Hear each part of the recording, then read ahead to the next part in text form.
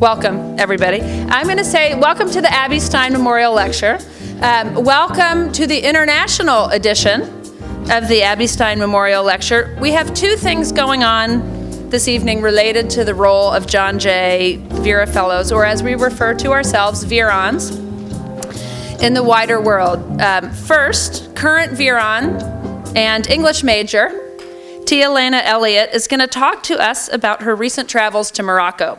And this is a study abroad opportunity funded by our brand new program. So Alum, listen up, current students. A brand new program supporting international travel by current VERA Fellows and alums around social justice issues. And then Lencia Lewis-Kirkwood will tell us about her journey to and in the State Department in Cairo, Egypt. And we will leave plenty of time for questions for these fascinating women. So, and we'll have mics and everything, and we can turn it into a discussion. While these two Americans have gone abroad, the John Jay VERA Fellowship seems to be specializing in people coming and going around the world. To name just a few, Kadeem Robinson has been in China this past year. Sally Abdel Ghaffar is starting a school in Egypt. Becca Gianantonio is doing a restorative justice project in Guatemala. Imtishal Tariq is working on refugee and migration issues in Islamabad, Pakistan. And James Williams is in the wilds of New Jersey. And during his time as a grad student at Princeton, he's working on a program to support victims of the violence in Boko Haram. So some of the flyers that you see on your chairs are about this Be Free initiative, and it has James's contact information on that. So if you are interested in learning more about that or getting in touch, James, who would like to be here but is in seminar right now at Princeton, would love you guys to reach out to him. And we have had students pursue grad school abroad and return. Nico Montano has been to the UK to study. Poppy Begum, who was our speaker last year and is now in the Rutgers PhD program, she was also studied in the UK. And we have had international students in every cohort of the VERA program over the past 10 years. So it's really been a feature of this program, but is getting an influx of cash and support by Jeff Garral, who has helped fund this new John Jay VERA Fellow Study Abroad opportunity. If you guys are alum and are interested in this, speak with Professor Rose or Professor Waterston and I after about some of the details. So what I'd like to do is I'm going to have Tia come up and speak, and then I'll say a few words about Lenny, and then Lenny can take it away. My name is Tia Lena, but everyone calls me Tia. Can everyone hear me? Yeah. Okay, I had the amazing opportunity to participate in the Rabat, Morocco study abroad trip this January. The focus was multicultural psychology, understanding gender and culture. Before I get into that, I just want to really thank Professor Fisher for really pushing this, because I got accepted to the program and I came to her like really upset, like, I don't know how I'm going to pay for it, I'm broke. And she told me about this amazing opportunity, and I literally was recovering from surgery on my right shoulder and wrote the proposal with my left hand. I'm a righty. So everything was very serendipitous. So let's get started. So first thing, culture shock. It's real, and it is not pretty. This is my host family. So anytime I've been told about culture shock, it's always been made to be like this beautiful experience. It happens for 48 hours and you get over it. That is not true.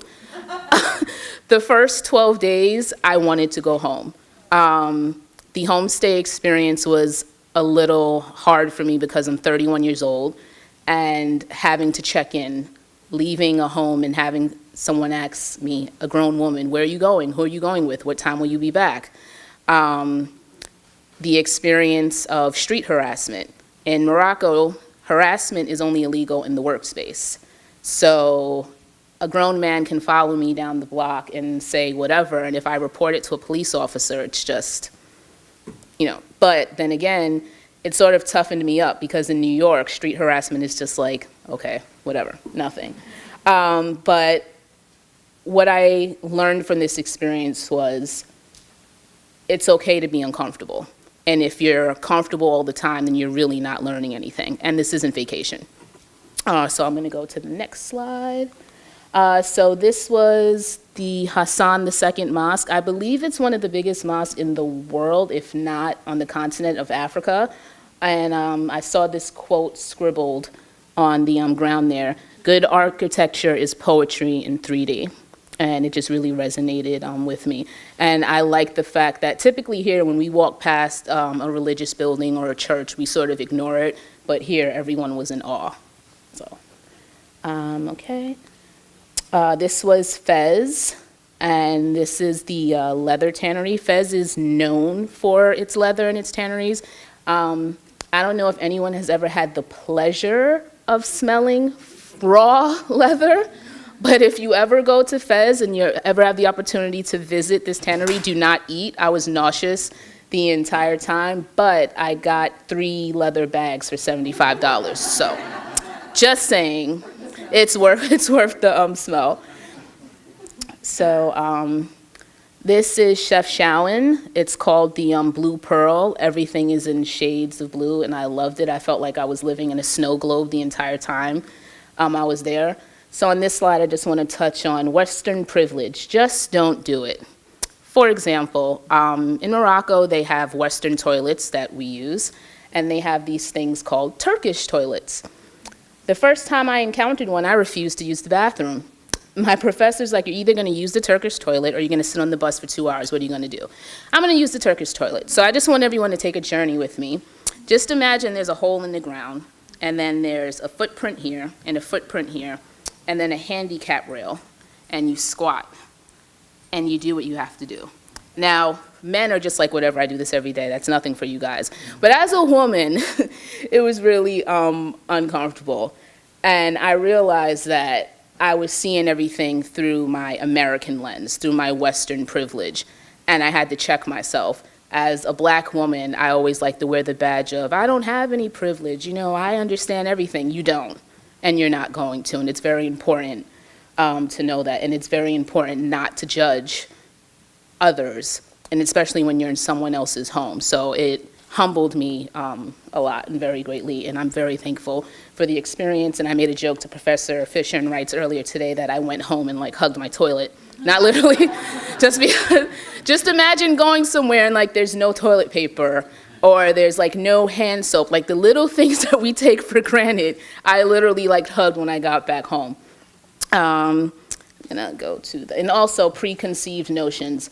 Everyone, every question that I got asked when I got back either revolved around how are women treated, do women have equal rights, domestic abuse, and it's just like these things occur in the United States. Why is it such a big focus over there as well? Western privilege. I'm gonna go to the next slide. This is me and my homestay mom, Karima. Takeaways, what did I learn? I feel like after living in Morocco for 30 days, I can do anything. I learned that I have more patience than I thought I have. And I also learned that I have this need to make sure everything is okay, because I'm a perfectionist, and realistically, that's not real. Things are not going to be okay. You're going to be uncomfortable, and that's okay. And I also just wanted to touch on the loss of autonomy that I experienced there. I don't know if any other college student here experiences this, but you feel the need to control everything. We have all these deadlines, and we feel like if we stick to this schedule, everything will be okay. In Morocco, all of that was out of the window. You're being essentially told what you can and cannot do. So in order to enjoy yourself, you sort of have to take a step out of your body and enjoy the experience. And I sort of applied that to my everyday living here. And if any, we're gonna do questions after the fact, right? Okay, and that's it. I loved the trip, and I would implore any future VERA Fellows, please apply. It was amazing and life-changing. That was it. Thank you, guys.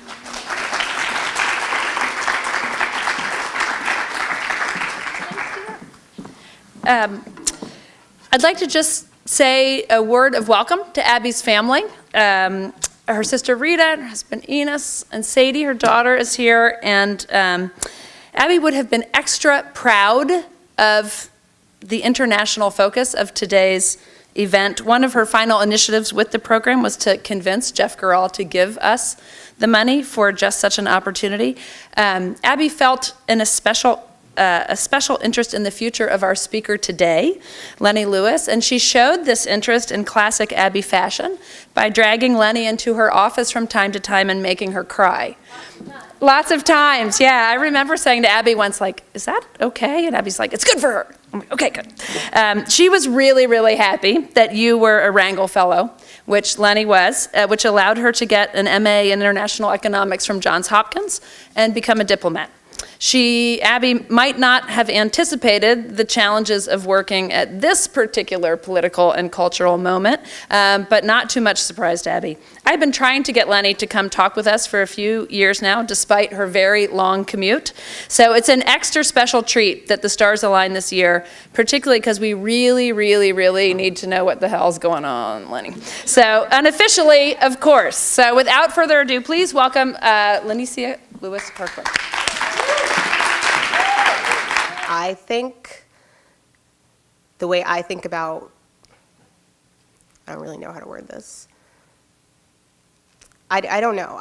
Sometimes I look at what's going on in the U.S. and, you know, women fighting for their rights and all this, and I get a little upset about the sort of lack of space for women of color, for transgender women, for things like that, issues that don't just involve, you know, cisgendered women who are fairly privileged or, you know, have the space to actually think about these issues because they're not, you know, working 4 or 5 jobs or things like that. So it's not my strong suit. I don't really think on women's issues as much as one might expect, because I find that I often get into disagreements with female colleagues who are not wrong, right? Like, they're not incorrect. We can do better. I just don't think it's worth it for me personally, because I think that there are a lot of other areas of society that I would like to see advance at the same speed, but that are getting a lot less attention, particularly right now. I don't know if that's changed. I didn't care at all before, so that could have changed. But yeah. What was the last question? When I knew, or when I envisioned myself as a diplomat. I think it might have been when I got that call from Abby Stein, who was like, "You're a diplomat," and I was like, "No, I'm going to grad school. We'll see if I make it through grad school." I think it was when I went for the interview, honestly, and I saw the reaction of other, you know, diplomats who were people of color, to like a group of young people who were energetic and eager about the career, and their sort of eagerness to have us join their ranks. You know, I felt welcomed into something even though I hadn't even been offered it yet. So that was a time that I knew it was a cool career, but I thought, yeah, there's a place for me, and I don't have to change, you know, my personal style, or I don't have to pretend to be a certain way, or I don't have to, you know, diplomacy can also be about diversity, and it's just as important to represent America abroad as someone who's not stereotypically American, that I was like, this is what I want to do, or where I see myself. I interned at the Neighborhood Defender Services of Harlem. I still keep in touch with my supervisor today, Thomas Giovanni. In fact, we're going on Saturday to his daughter's birthday party.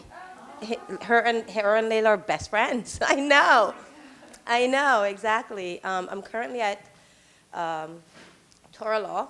I've been there now for 2 years. I'm in my second year. I'm surprised I didn't die the first year. I have 3 kids. I say that with a lot of memories. The first year, there were at least 8 days I remember not sleeping at all. 8 days throughout the entire semester. I went without sleeping and felt so jittery the next day, and I thought, I gotta do this. But Vera Fellow, I have to thank you guys, the professors, Abby, dear late Abby. Can I just tell this story really quickly? So when I graduated John Jay, I graduated at the height of the housing crisis. Financial situation was happening, no jobs basically. So my husband and I decided, let's start a family. and took the bold step of starting my family. It was very important to me because I didn't have the best family situation, so I wanted to make sure I give that to my own flesh and blood. And about 4 years or 3 years passed. I was at home, stay-at-home mom, but I thought, you know what, Carrie-Ann, I know you have more in you to give to this world. I know you do. And it frustrated me throughout, but I knew I was doing a fantastic job at home, taking care of my children. And one day I just picked up the phone and I dialed Abby. And they said, leave her a message, she's not here. I left her a message, and 2 days later she called me back. And I said, Professor Stein, please, please, you have to talk to me. I know I want to do something with my life. I have no idea what I want to do. I want to become a lawyer, but I think it's just too many years. And I gave her all the options, and I think I almost was near tears. And she said, Carrie-Ann, relax, relax. And she could just speak to you so boldly, right? Just tell you what it is. And after when I got off the phone with her, she spent at least 40 minutes with me, about an hour with me. And I got off the phone and I said, that's it, I'm going to law school. And I think about 3-4 months later, I heard that she died. And it took me a little while to get over it, because during that time that she was talking to me and listening to me and trying to give me advice about my future, her future wasn't in such good prospects, and she knew it, and she still took that time to give to me, and I can never forget it. And so that's part of why I'm here today. Another part is because I believe in this program so much. I still recall having those debates across the table and being challenged on my ideas, and then working with the Neighborhood Defender Services, meeting all those people who really are in dire need of service. So I thank you guys, the teachers, for pushing forward, for wanting to enlist more students to come on board, to make a difference in whatever you choose to do. It is very rewarding. I can't say enough about it, and I'm truly grateful for having that opportunity. Thank you.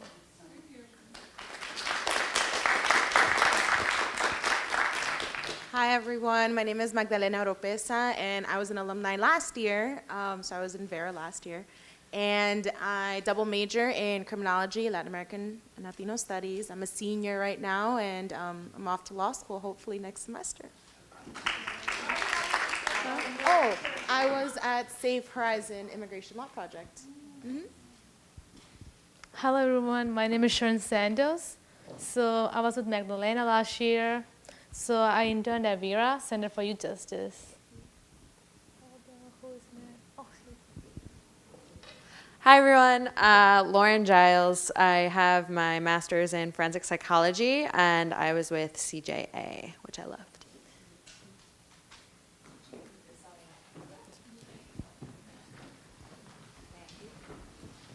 I'm Sally Anderson. I'm a current VERA Fellow. I'm at FedCap right now. And I major in forensic psychology with a minor in law. Nico Montano, VERA Fellow 2012, 2013. I was at Common Justice. Currently a research associate at the VERA Institute of Justice, so I guess there's a pipeline there. It worked out, and I teach a class here at the college. Hello, I'm Ruby Aguirre. I was 2011 to 2012 before Nico. I was a job path. I don't know if anybody's there. It's kind of a seldom lost. But I learned so much there.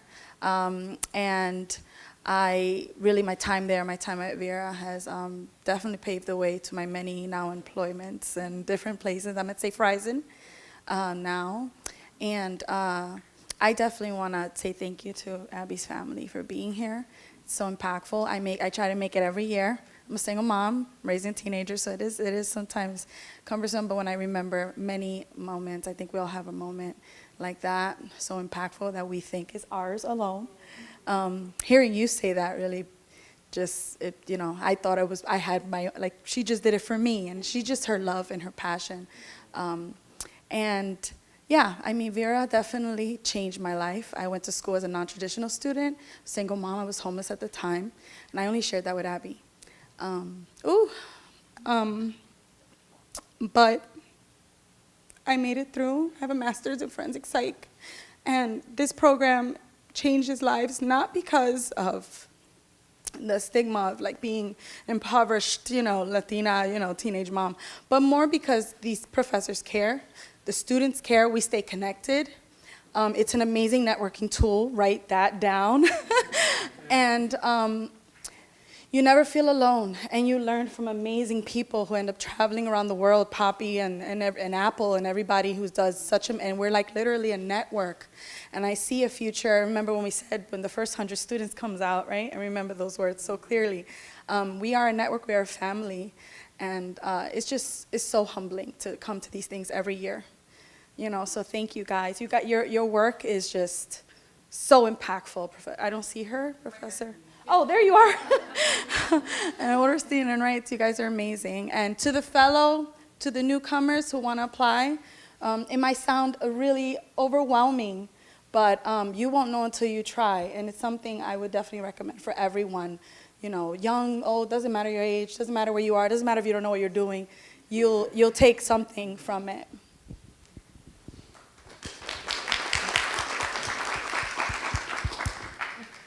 Hi, I'm Roman, current VERA Fellow at VERA Central. I'm with the policing program, and I'm a senior this year, and I'm a CUNY BA student, so I got to make my own degree thing.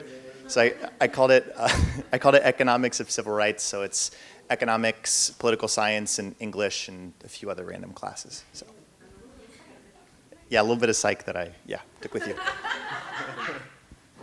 Hello, everyone. I'm Amy Azzapardi. I'm a current VERA Fellow at CJA, the Criminal Justice Agency. I'm studying English and political science, and I'm very excited to become an alum. Hello again. My name is Tia. I'm an English major with a minor in creative writing. My placement is Common Justice, and I realize we're not saying what exactly it is we do at our placement. So Common Justice is an alternative to incarceration program.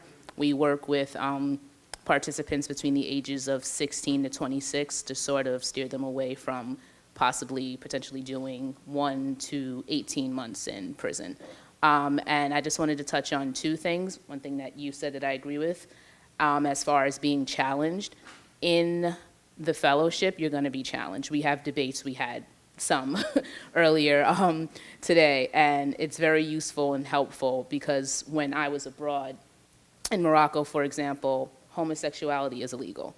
And I encountered individuals, I'm straight, but if you say some messed up stuff, I'm going to check you. And being put in the position where I had to respectfully assert my opinion, I was able to do that because of the VERA Fellowship, and it is an awesome networking tool. So please apply and bear that in mind. Is there anyone else? Hi, my name is Nancy. I'm a 2015-2016 VERA Fellow, and I was at the Immigration and Justice Center at the VERA Institute. And now I actually teach middle school English, which is a shift, but I think VERA really helped me develop my love for teaching. It was. I taught one class, and I got so much validation from Professor Watterson and Professor Rose that I ended up applying to become an elementary English teacher, and then I got promoted to middle school English, and now I'm going to take on a new role as a curriculum coordinator for our International Bridge program, which helps Gulf students acclimate to being in United States schools. So it's really cool. I really like it. I like the kids, mostly because they give you cupcakes, but but it's fun. Big round of applause for Nancy because she flew from Houston to be here with us today. She flew from Texas. Thank you, Nancy. Hi everyone, my name is Aline Chaban. My major is International Criminal Justice. I have a minor in Human Rights and Political Science, and I am currently interning at Safe Horizon in the Anti-Trafficking Program. Can we have a really big round of applause for Lenny?